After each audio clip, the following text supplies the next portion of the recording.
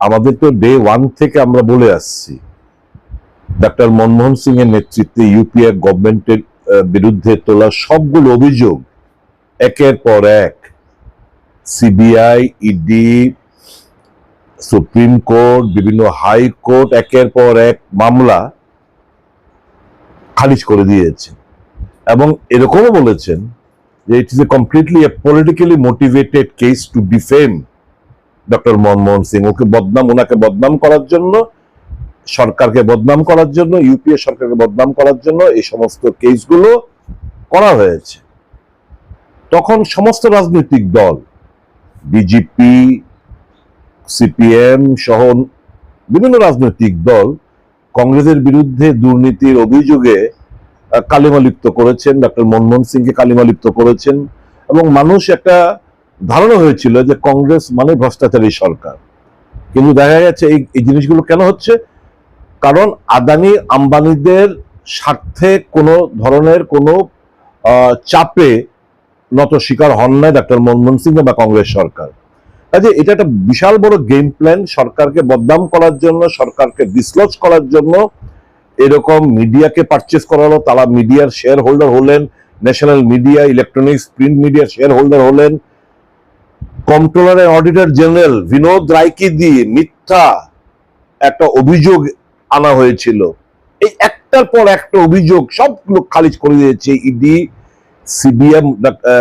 মোদি সাহেব আসার পর এই সমস্ত ঘটনার তদন্ত হয়েছে, কিন্তু at the end of the day, দিনের শেষে সুপ্রিম কোর্ট বলেছে যে এগুলো পলিটিক্যালি মোটিভেটেড, কোনো তথ্য প্রমাণ ছাড়া এই সমস্ত কেসগুলো করা হয়েছে কংগ্রেস সরকারকে, মানে জনৈক ব্যক্তিকে, তার সরকারকে লেজে গোবরে করার জন্য, বদনাম করার জন্য। এখন তো দিনের আলোর মতো পরিষ্কার মনমোহন সিং বেঁচে নেই, উনি মারা গেছেন এই অভিযোগের অভিযুক্ত হয়ে মারা গেছেন। কিন্তু আমরা জানতাম উনার মতো একটা ক্লিন ইমেজের লোক, স্বচ্ছ ভাবমূর্তির লোক, যিনি এই বর্তমান ভারতবর্ষকে অর্থনৈতিক দিক দিয়ে এমন একটা জায়গায় নিয়ে গেছেন, সারা বিশ্ব নেতারা মানে তাক লাগিয়ে দিয়েছিলেন উনি, যে রিসেশন পিরিয়ডের মধ্যে কিভাবে একের পর এক জনকল্যাণমুখী যে সিদ্ধান্তগুলো, কর্মসূচিগুলো বাস্তবায়ন করছে ভারত সরকার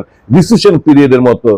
এই এমজি, এনরেগা এক, স্বাস্থ্যের অধিকার আইন, শিক্ষার অধিকার আইন, বাসস্থানের অধিকার, একটার পর একটা বলিষ্ঠ বনাধিকার আইন, এই সমস্ত কিছু যখন আদানি আম্বানিরা বুঝলেন যে তাদের স্বার্থ রক্ষিত হচ্ছে না, শুধু কংগ্রেস সরকার শুধু গরিবের স্বার্থ রক্ষায় ব্যস্ত, তখনই ষড়যন্ত্র লিপ্ত হলেন। আজকে আমরা খুবই মানে স্যাটিসফাইড যে এই অভিযোগ থেকে আমরা মুক্ত পেয়েছি। এখন বিরোধী রাজনৈতিক দল, বিরোধী রাজনৈতিক দলগুলো যারা এই অভিযোগ উত্থাপিত করেছিলেন, তাদেরকে নিঃশর্তভাবে ক্ষমা চাওয়া উচিত। মনমোহন সিং তো নেই, মনমোহন সিং এর কাছে এবং কংগ্রেস দলের কাছে। এখন আমরা যে অভিযোগগুলো করছি ব্ল্যাক এন্ড হোয়াইট, কংগ্রেস দল একের পর এক অভিযোগ কোথায়? জেপিসি, জয়েন্ট পার্লামেন্টারি কমিটি দেয়নি, আমাদের সময় জয়েন্ট পার্লামেন্টারি, বিরোধীরা দাবি করেছে সিবিআই, মনমোহন সিং সিবিআই কে দিলেন। Supreme court monitor CBI, doctor Manmohan Singh আমি রাজি আছি। একটা যারা বিরোধীরা যা চেয়েছে সমস্ত কিছু তদন্ত, কারণ আমরা জানতাম যে আমাদের স্লেট ক্লিয়ার, আমরা কোনো কারচুপি করিনি। এই কয়লা বলুন, 2G, 3G, Commonwealth, Suresh Kalmadi, Commonwealth Games বেকুসুর খালাস, কয়লাকাণ্ড বেকুসুর খালাস, 2G, 3G, সুপ্রিম কোর্ট বেকুসুর খালাস, সিবিআই কিছু কোনো তথ্য প্রমাণ নেই। তো এই তো কংগ্রেসকে বদনাম করার জন্য, মোদীকে ক্ষমতা বসানোর জন্য এই কর্পোরেট জগতে চক্রান্ত করেছেন এবং তার সাথে সায় দিয়েছেন বিভিন্ন রাজনৈতিক দল।